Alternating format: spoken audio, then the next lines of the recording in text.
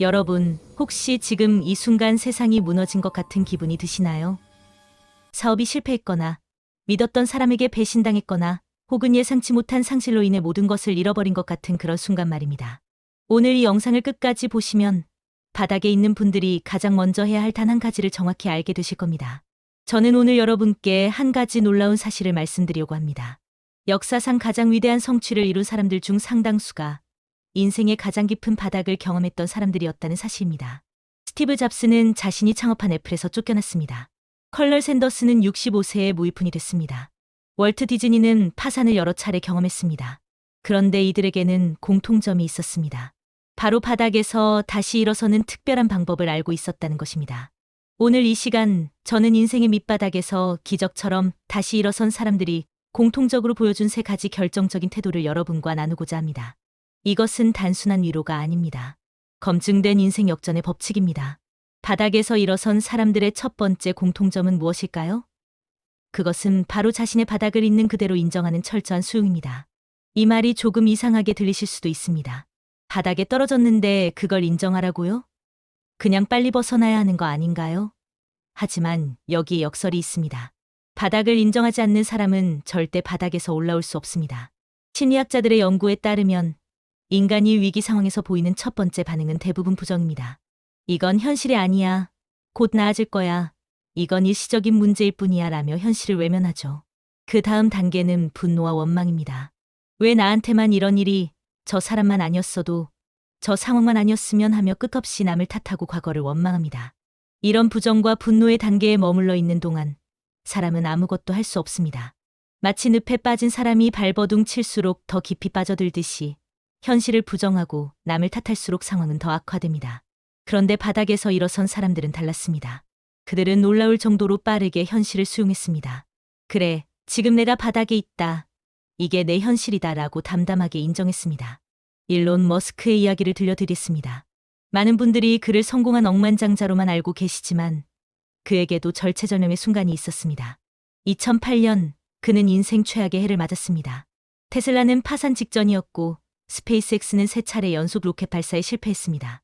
개인 재산은 바닥났고 이혼까지 겪으며 정신적으로도 무너져 내렸습니다. 주변에서는 그에게 말했습니다. 포기해, 이미 페이팔 매각으로 충분히 벌었잖아. 더 이상 돈을 날리지 마. 하지만 머스크가 가장 먼저 한 일은 무엇이었을까요? 그는 자신의 상황을 냉정하게 분석했습니다. 테슬라와 스페이스X 중 하나만 살릴 자금이 있다. 둘 다 살리려면 둘 다 죽는다. 이것이 그의 현실이었습니다. 그는 그 냉혹한 현실을 있는 그대로 받아들였습니다. 그리고 결정을 내렸습니다. 남은 돈을 반으로 나눠 두 회사에 모두 투자하기로. 실패하면 완전히 파산하는 도박이었지만 그는 자신의 선택을 받아들였습니다. 최악의 경우 나는 다시 아파트로 돌아가면 된다. 그게 뭐 어떤가? 이것이 핵심입니다.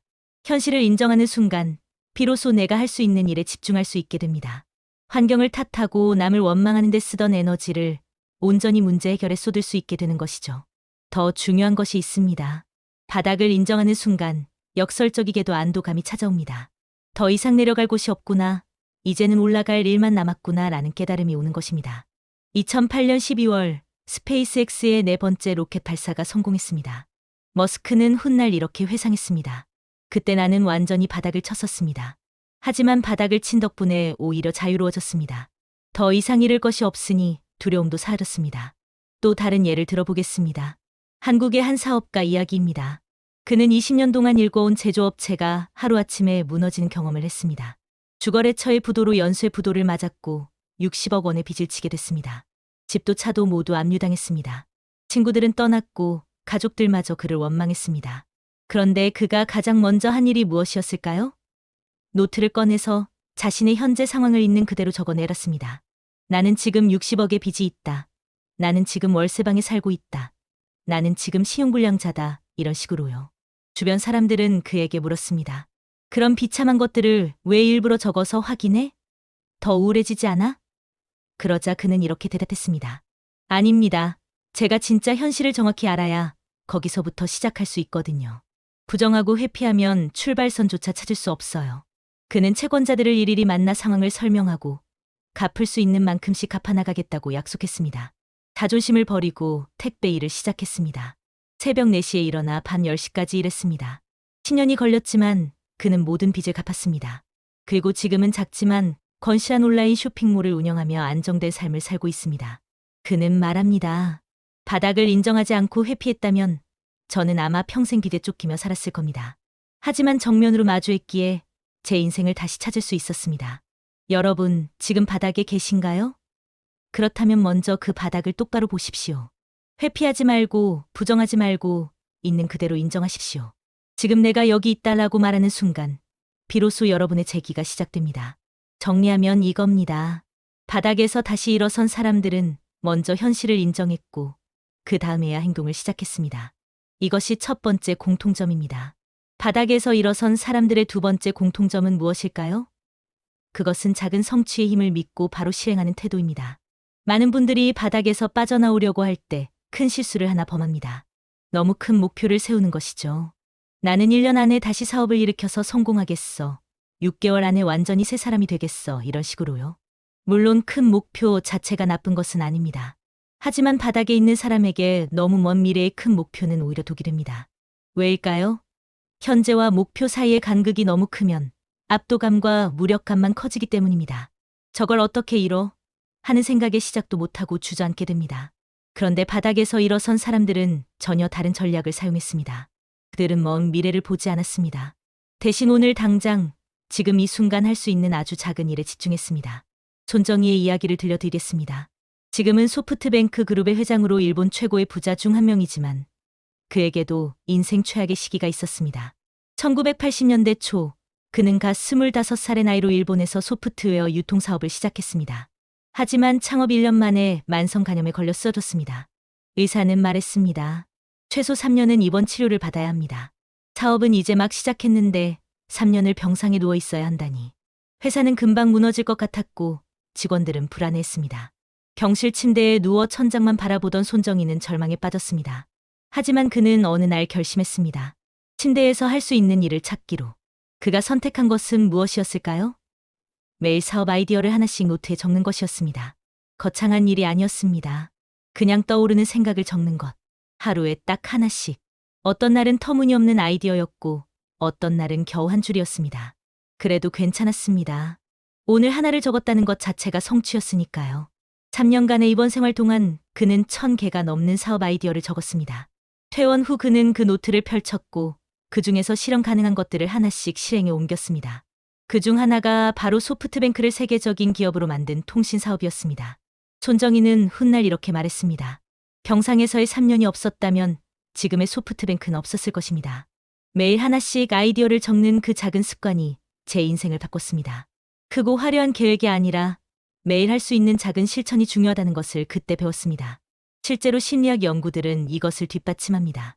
인간의 뇌는 작은 성공을 경험할 때마다 도파민이라는 보상 호르몬을 분비합니다. 이 도파민은 동기를 부여하고 다음 행동을 하게 만드는 연료가 됩니다. 또 다른 사례를 들어보겠습니다. 영국의 현대미술가 데미안 허스트의 이야기입니다.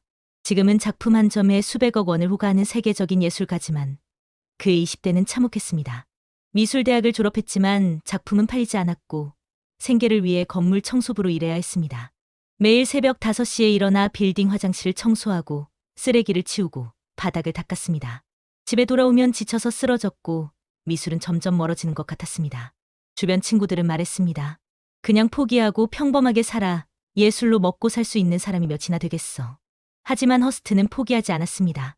대신 아주 작은 목표를 세웠습니다. 매일 청소 일을 마치고 집에 돌아오면 아무리 피곤해도 딱 30분만 작업을 하자.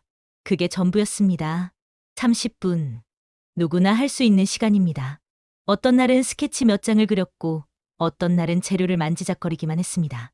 어떤 날은 그냥 아이디어를 메모장에 적었습니다. 하지만 그는 단 하루도 빠뜨리지 않고 30분을 지켰습니다. 1년이 지나자 작은 작품들이 쌓였습니다. 2년이 지나자 자신만의 스타일이 만들어졌습니다. 그리고 3년째 되던 해, 그는 친구들과 함께 버려진 창고에서 자체 전시회를 열었습니다. 돈도 없고 유명하지도 않은 무명 작가들의 전시였지만 그 전시회가 영국 미술계를 뒤흔들었습니다. 그것이 바로 전설적인 프리즈 전시회의 시작이었고 데미안 허스트는 그날 이후 세계적인 작가가 됐습니다. 허스트는 이렇게 말합니다. 많은 사람들이 제게 재능에 대해 묻습니다. 하지만 저는 재능보다 습관이 중요하다고 믿습니다. 매일 30분, 그 작은 시간을 지킨 것이 저를 여기까지 데려왔습니다. 만약 제가 언젠가 큰 작품을 만들겠다 라고만 생각하고 아무것도 하지 않았다면 지금도 저는 청소부로 일하고 있을 겁니다. 여기서 중요한 원칙이 있습니다. 목표는 도전적이어야 하지만 동시에 달성 가능해야 한다는 것입니다. 너무 쉬우면 의미가 없고 너무 어려우면 포기하게 됩니다. 컬널 샌더스의 이야기도 빼놓을 수 없습니다. 많은 분들이 KFC 창업자로만 알고 계시지만 그가 KFC를 시작한 나이가 몇 살인지 아십니까? 65세입니다. 그것도 선택이 아니라 어쩔 수 없는 상황이었습니다. 그가 40년간 운영하던 작은 식당이 새로운 고속도로 건설로 문을 닫게 됐습니다. 순식간에 수입이 끊겼고 손에 쥔 건 월 105달러의 연금 수표뿐이었습니다. 65세, 무일푼. 대부분의 사람들이라면 이제 끝났다고 포기했을 나이입니다. 하지만 샌더스는 달랐습니다. 그는 거창한 목표를 세우지 않았습니다. 대신 아주 작은 행동부터 시작했습니다. 오늘은 식당 한 곳에 가서 내 치킨 레시피를 제안해보자. 그게 전부였습니다. 첫날 거절당했습니다. 둘째 날도 셋째 날도 거절당했습니다. 100번 거절당했습니다. 200번 거절당했습니다. 500번 거절당했습니다. 하지만 그는 매일 아침 일어나서 딱 하나의 목표만 세웠습니다. 오늘 식당 2곳만 더 방문하자. 크지 않죠? 하루에 식당 2곳. 누구나 할 수 있는 일입니다. 19번째 시도에서 드디어 한 식당 주인이 그의 레시피를 받아들였습니다. 그때 샌더스의 나이는 이미 66세였습니다. 하지만 그는 멈추지 않았습니다. 매일매일 작은 목표를 세우고 그것을 달성했습니다. 오늘은 계약한 식당의 조리법을 가르쳐주자. 오늘은 새로운 식당 3곳을 더 방문하자. 오늘은 광고 전단지를 만들어보자. 이렇게 작은 성취들이 쌓이고 쌓여 10년 후 그가 75세가 됐을 때 KFC는 600개가 넘는 가맹점을 보유한 기업이 됐습니다. 여러분의 인생도 마찬가지입니다. 지금 바닥에 계신다면 오늘 당장 할 수 있는 아주 작은 일 하나를 정하십시오. 산책 10분, 책 읽기 5페이지, 방 한 칸 청소하기, 오래된 친구에게 안부 문자 보내기, 무엇이든 좋습니다. 그리고 그것을 해내십시오. 그 작은 성취가 내일의 조금 더 큰 성취로 이어질 것입니다. 큰 성공은 갑자기 하늘에서 떨어지지 않습니다. 그것은 매일매일 쌓아 올린 작은 성취들의 합입니다. 정리하면 이겁니다. 바닥에서 일어선 사람들은 큰 목표가 아니라 오늘 당장 할 수 있는 작은 일부터 시작했습니다. 이것이 2번째 공통점입니다. 마지막으로 바닥에서 일어선 사람들의 3번째 공통점입니다. 그것은 바로 고난의 의미를 재해석하는 능력입니다. 여기서 핵심은 이것입니다. 시연 그 자체는 바꿀 수 없지만 그 시연에 부여하는 의미는 오직 나만이 결정할 수 있다는 것입니다. 같은 사건을 겪어도 어떤 사람은 무너지고 어떤 사람은 더 강해집니다. 차이는 무엇일까요? 바로 그 사건을 어떻게 해석하느냐입니다. 넬슨 만델라를 아시죠? 남아프리카 공화국의 인종차별 정책에 맞서 싸우다가 27년을 감옥에서 보낸 인물입니다. 27년입니다. 인생의 황금기를 차디찬 감옥에서 보냈습니다. 45세에 들어가 72세에 나왔습니다. 누구라도 이런 경험을 하면 증오와 복수심으로 가득 찰 것 같습니다. 실제로 감옥 안에서 그는 비인간적인 대우를 받았습니다. 강제노역, 굶주림, 모욕, 그 모든 것을 견뎌야 했습니다. 하지만 만델라는 이 시간을 어떻게 재해석했을까요? 그는 감옥을 대학이라고 불렀습니다. 그곳에서 그는 책을 읽고 생각하고 자신을 단련했습니다. 무엇보다 용서와 화해의 힘을 배웠습니다. 출소 후 그는 자신을 가둔 백인 정권을 향해 복수하지 않았습니다. 오히려 화해를 제안했고 결국 남아공 최초의 흑인 대통령이 됐습니다. 그는 이렇게 말했습니다. 감옥에서 보낸 27년은 저를 파괴한 것이 아니라 진정한 리더로 만들어준 시간이었습니다. 그 어둠 속에서 저는 빛의 가치를 배웠습니다. 고난을 끝이 아니라 배움의 과정으로 본 것입니다. 또 다른 예를 들어보겠습니다. 일본의 경영의 신이라 불린 마츠시타 고노스케의 이야기입니다. 그는 가난한 집안에 태어나 9살에 학교를 그만두고 자전거 가게 점원이 됐습니다. 몸이 약해서 늘 병치레를 했고 의사들은 오래 살지 못할 것이라고 했습니다.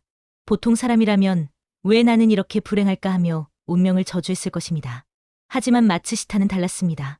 그는 자신의 약점들을 이렇게 재해석했습니다. 가난했기에 나는 어릴 때부터 돈의 가치를 배웠다. 병약했기에 다른 사람에게 일을 맡기는 법을 배웠다. 배우지 못했기에 늘 배우려는 자세를 갖게 됐다. 약점을 강점으로 바꾼 것입니다. 그는 파나소닉이라는 세계적인 기업을 만들었고 94세까지 장수하며 수많은 후배 기업인들을 길러냈습니다. 훗날 그는 이렇게 회고했습니다. 내가 만약 건강했다면 혼자 모든 일을 하려다가 큰 성공을 이루지 못했을 것입니다. 약했기에 사람을 키워야 했고 그것이 큰 조직을 만드는 비결이 됐습니다. 심리학에서는 이것을 외상 후 성장이라고 부릅니다. 트라우마를 겪은 후 오히려 더 성장하는 현상을 말하죠. 연구에 따르면 외상 후 성장을 경험한 사람들에게는 공통점이 있었습니다. 그들은 고난을 겪으며 스스로에게 이런 질문을 던졌습니다. 이 고통이 나에게 가르쳐 주려는 것은 무엇인가? 이 경험을 통해 내가 배울 수 있는 것은 무엇인가? 이것이 나를 어떤 사람으로 성장시킬 수 있을까? 질문을 바꾸면 답도 바뀝니다. 왜 나한테만 이런 일이? 라고 묻는 사람은 원망과 분노만 얻습니다. 이것이 내게 무엇을 가르치는가? 라고 묻는 사람은 지혜와 성장을 얻습니다. 한국의 한 기업가 이야기입니다. 그는 자신이 10년간 키운 IT 회사가 동업자의 배신으로 무너지는 경험을 했습니다. 법적 다툼 끝에 회사를 빼앗기고 명예도 재산도 모두 잃었습니다. 처음 몇 달은 분노와 복수심으로 가득했습니다. 밤마다 저 사람만 아니었으면 하며 이를 갈았습니다. 법적 공방에 모든 에너지를 쏟았습니다. 그런데 어느 날 깨달았습니다.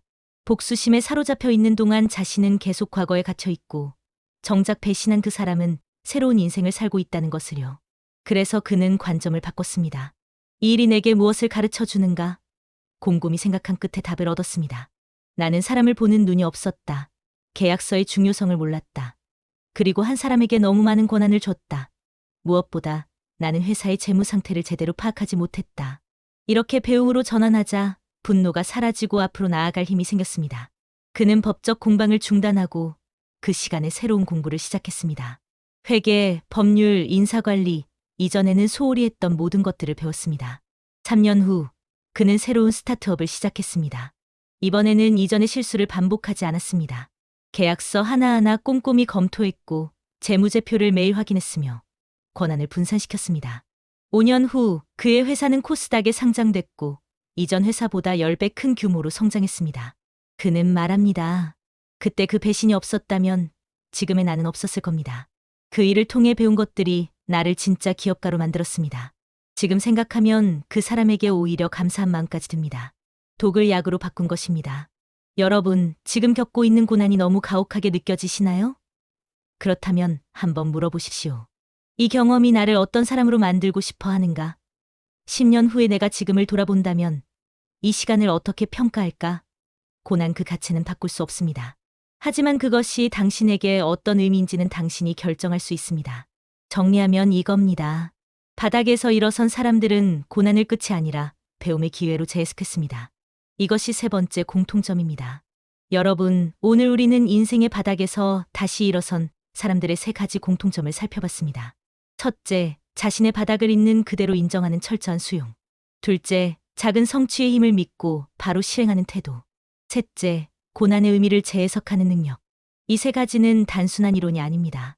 일론 머스크, 손정혜, 데미안 허스트, 컬럴 샌더스, 넬슨 만델라, 마츠시타 고노스케, 수많은 사람들이 실제로 검증해낸 인생 역전의 법칙입니다. 지금 혹시 인생의 겨울을 지나고 계신가요? 너무나 깊은 어둠 속에 있어 출구가 보이지 않는다고 느끼시나요? 기억하십시오. 당신이 지금 바닥에 있다면 당신은 지금 세상에서 가장 단단한 땅을 딛고 서 있는 것입니다. 더 이상 내려갈 곳이 없다는 것은 이제 올라갈 일만 남았다는 뜻입니다. 당신의 추락은 실패가 아닙니다. 그것은 더 높이 날아오르기 위한 도약의 순간입니다. 오늘부터 시작하십시오. 영상을 끄기 전에 종이나 메모장에 딱 세 줄만 적어보세요. 첫째, 지금 나의 현실은 무엇인가? 둘째, 오늘 내가 할 수 있는 가장 작은 행동은 무엇인가? 셋째, 이 고난이 나에게 가르쳐주는 한 가지는 무엇인가? 이 세 가지만 적어도 여러분은 이미 제기의 첫 발을 내디딘 것입니다. 훗날 당신은 이 시기를 돌아보며 말할 것입니다. 그때 그 바닥이 나를 이렇게 멋진 사람으로 만들었구나. 당신의 제기를 진심으로 응원합니다. 더 많은 지혜와 통찰은 지혜 수집관에서 만나보실 수 있습니다. 구독과 좋아요로 함께 성장해 나가요. 여러분, 다시 일어날 그날까지 힘내시기 바랍니다. 더 많은 지혜는 지혜 수집관에서 확인하실 수 있습니다.